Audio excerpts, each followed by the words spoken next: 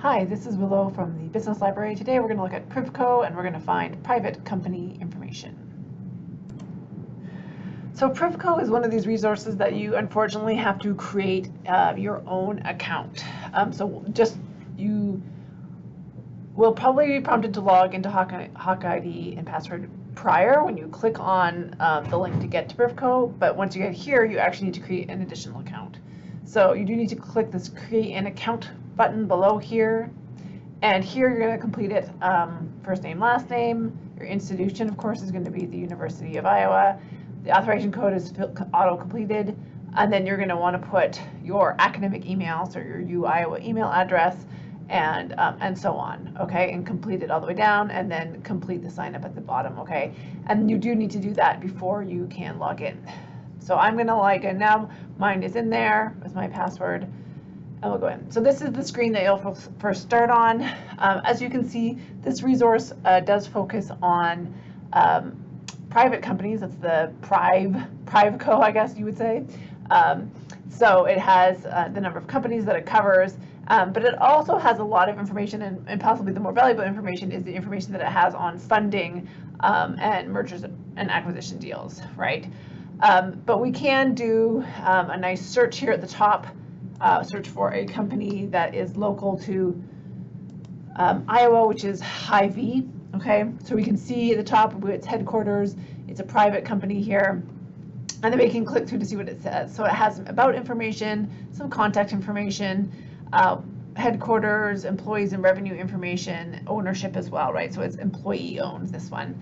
It does have some subsidiary information as below. So this one, because it is employee owned, it doesn't have a ton of information, and it's not a funded company. So when you click through, there's not a lot. Okay, there is some financial information here, and these are going to be some sort of estimates, and funding is going to be blank. So deals, okay. Sorry, there are some deals, some acquisitions, it looks like, from years ago. Okay, so let's look up a different company to see if we can find a little more of a profile. So a company that people would be interested in is looking up Facebook, which is actually now Meta, right? So let's click on that. So as you probably know, Facebook, which is now Meta, went public a while ago. So you can see that here. So they're no longer a private company.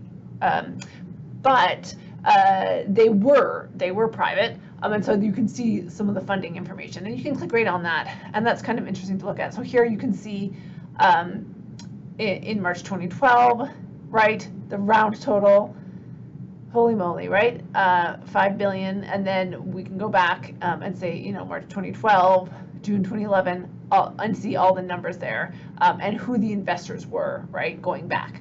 So a lot of money poured into this company. Wow. Okay. But the other thing that's kind of interesting to see, so that's kind of just some older information. If you want to look at something more current, we can go back to the overview of Meta, and we can scroll down and we can see some of their subsidiaries, right? So we were talking about both private and public companies in the last lecture, and looking at subsidiaries, and here we can see some, okay? So we can see that Instagram is a subsidiary now, right? They got bought out. And within here, we can see that they are still considered a private company, right?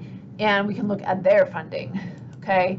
So here again, right, funding, not a lot has happened recently because they got purchased, but this original funding that happened, so in 2010, look at that round total there versus more recently, how much funding has gone in, and you can see who the investors are. You can click into these as well. I'm not sure what it gives you on these, but so here, this is a Sequoia Capital, who's an investor. They're in Menlo Park, California.